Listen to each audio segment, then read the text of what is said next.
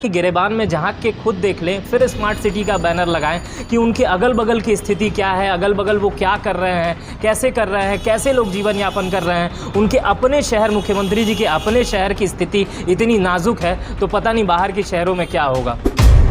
सांसद यहाँ बहुत कम आते हैं, हालांकि अपनी छुट्टियाँ फिल्म से जब उनको समय मिलता है तो यहाँ पे काम करने के लिए आ जाते हैं कि उनके घर के सामने कंधे तक का पानी है तो ये उनका विकास है।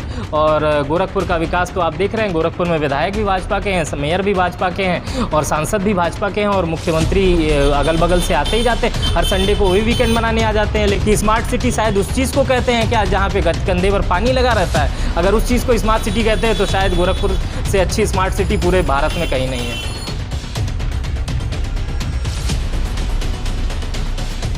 वो अपने गिरेबान में झांक के देखें तो उनको पता चलेगा कि उनके बगल में धर्मशाला है गोरखपुर में, जो जहाँ पे लड़के स्विमिंग पूल बना देते हैं एक बारिश में। उनके ठीक बगल में रसूलपुर है और दूसरे मोहल्ले हैं जहाँ पे कंधे कंधे तक पानी लग जाता है अभी भी बारिश में। तारामंडल में लोग कंधे कंधे तक, रोज़ गोरखपुर की लोकल मीडिया इसे कवर कर रही है कि अभी 4 साल मुख्यमंत्री हो चुके हैं, कंधे कंधे तक पानी लग जा रहा है, या लोगों को सड़क हटा के घर तोड़ दिए जा रहे हैं। कि गिरेबान में झांक के खुद देख लें, फिर स्मार्ट सिटी का बैनर लगाएं कि उनके अगल बगल की स्थिति क्या है, अगल बगल वो क्या कर रहे हैं, कैसे कर रहे हैं, कैसे लोग जीवन यापन कर रहे हैं। उनके अपने शहर, मुख्यमंत्री जी के अपने शहर की स्थिति इतनी नाजुक है तो पता नहीं बाहर के शहरों में क्या होगा। सांसद यहाँ बहुत कम आते हैं, हालांकि अपनी छुट्टियाँ फिल्म से जब उनको समय मिलता है तो यहाँ पे काम करने के लिए आ जाते हैं कि उनके घर के सामने कंधे तक का पानी है तो ये उनका विकास है। और गोरखपुर का विकास तो आप देख रहे हैं, गोरखपुर में विधायक भी भाजपा के हैं, मेयर भी भाजपा के हैं और सांसद भी भाजपा के हैं और मुख्यमंत्री अगल बगल से आते ही जाते हैं। हर संडे को वही वीकेंड मनाने आ जाते हैं। लेकिन गोरखपुर का विकास कितना है,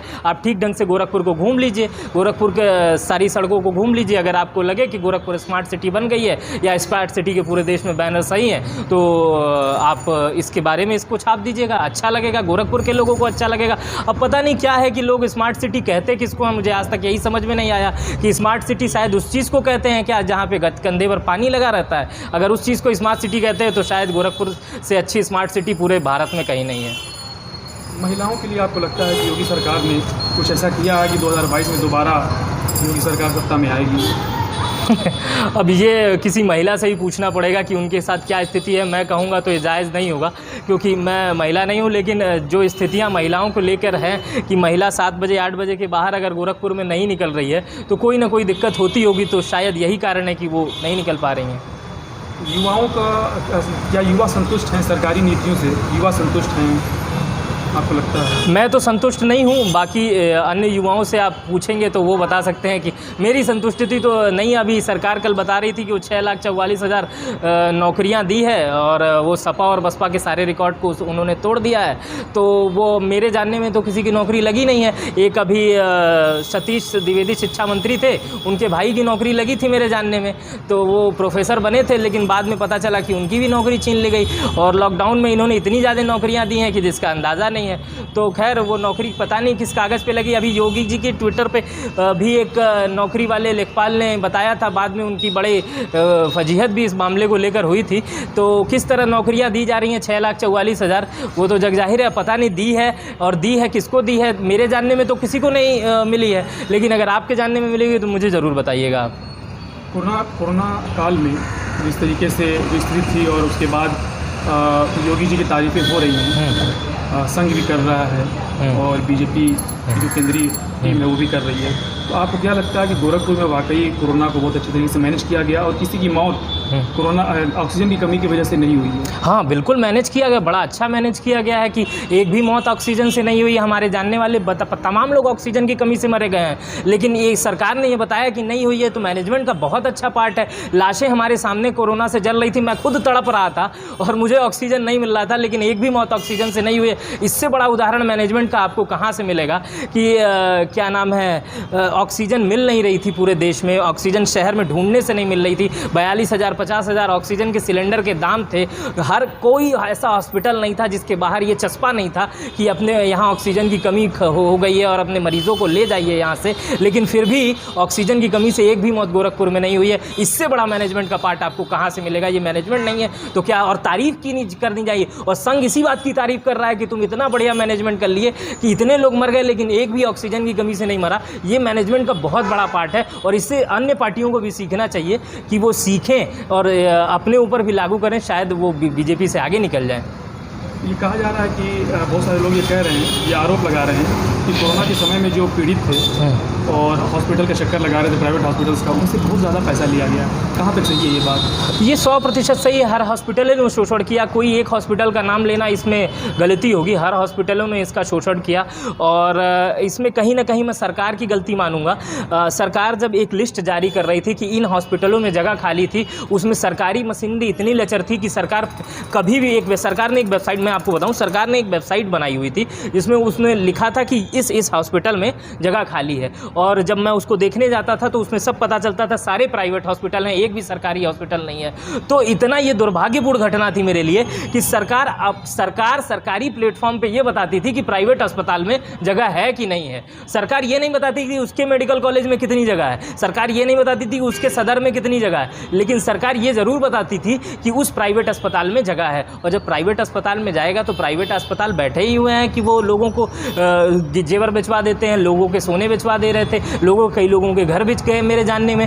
तो लोगों ने अपनी जान बचाने के लिए तो कुछ भी किया, लेकिन प्राइवेट अस्पताल जिस तरह से लूटे, यही नहीं पूरे भारत में प्राइवेट अस्पताल जिस तरह से लूट रहे थे, ये खबरें आ रही थी, हम लोग भी सुन रहे थे, आश्चर्यचकित हो रहे थे। लेकिन वो लूटने के लिए बैठे हैं, अगर वहाँ जाएंगे तो ज़रूर लूटा जाएगा। हमें तो अपनी सरकारी मशीनरी को मजबूत बनाना था ना, कि वहाँ हमारा आदमी जाए, हमारा मरीज़ जाए, गरीबी से गरीब मरीज़ जाए तो उसका अच्छा इलाज हो। जिसके पास पैसे हो वो जाए ना प्राइवेट अस्पताल में, वो जाए ना मेदांता में। जिनके पास पैसे हो, जिनके पास पैसे नहीं होंगे वो कहाँ से जाएगा? वो अपना घर बेच के जाएगा, अपना जेवर बेच के जाएगा।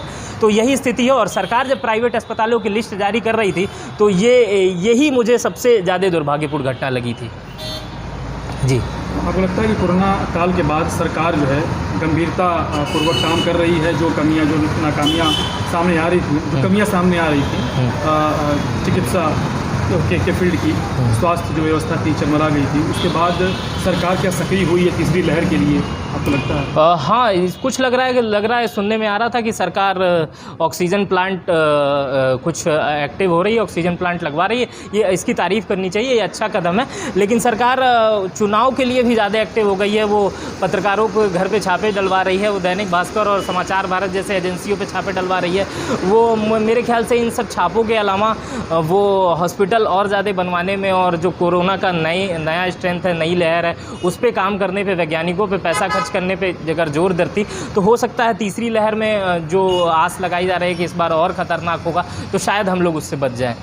आपको लगता है कि लोगों में रोष है जो कोरोना में ठीक से मैनेजमेंट नहीं हो पाया, जैसा कि जो लोग ग्राउंड पे कह रहे हैं, और काफ़ी तादाद में मौतें हुई, इसको लेकर क्या आम लोगों में रोष है गोरखपुर और आसपास में?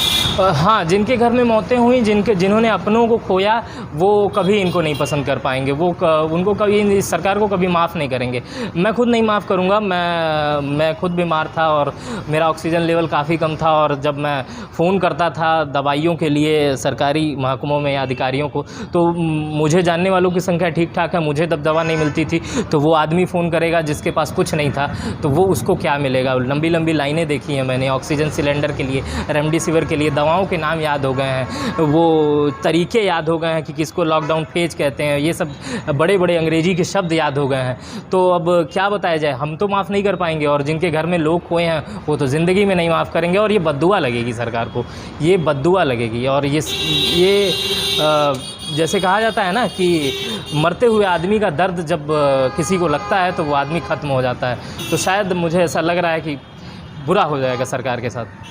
इसका असर यानी आने वाले चुनाव में, विधानसभा चुनाव में इसका असर होगा, भाजपा को पड़ेगा? अब राजनीतिक लोग इसको ज़्यादा अच्छे से जवाब दे पाएंगे कि क्या स्थिति होगी क्या नहीं होगी। भाजपा सपा और बसपा ये कौन आएगा क्या नहीं आएगा ये तो मैं नहीं कह सकता, लेकिन बद्दुआ लगेगी सरकार को उन लोगों की जिन लोगों की मौत हुई है, जिन लोगों को सही इलाज नहीं मिला है और जिन लोगों ने राजनीति देखी है, जिन लोगों ने उसके बाद बड़े बड़े पोस्टर देखे हैं कि हमने ये कर दिया वो कर दिया, और जिनकी कमी ऑक्सीजन और मात्र एक रेमडेसिविर की कमी से मौत हो गई थी। वो लोग समझ रहे होंगे असली स्थिति। जिनके घर में एक आदमी मरा होगा, जिनके घर में खून के बिना आदमी मरा होगा, जिनके घर में बेड के बिना आदमी मरा होगा, वो समझ रहा होगा उन असली पोस्टरों को जो इस समय लग रहे होंगे।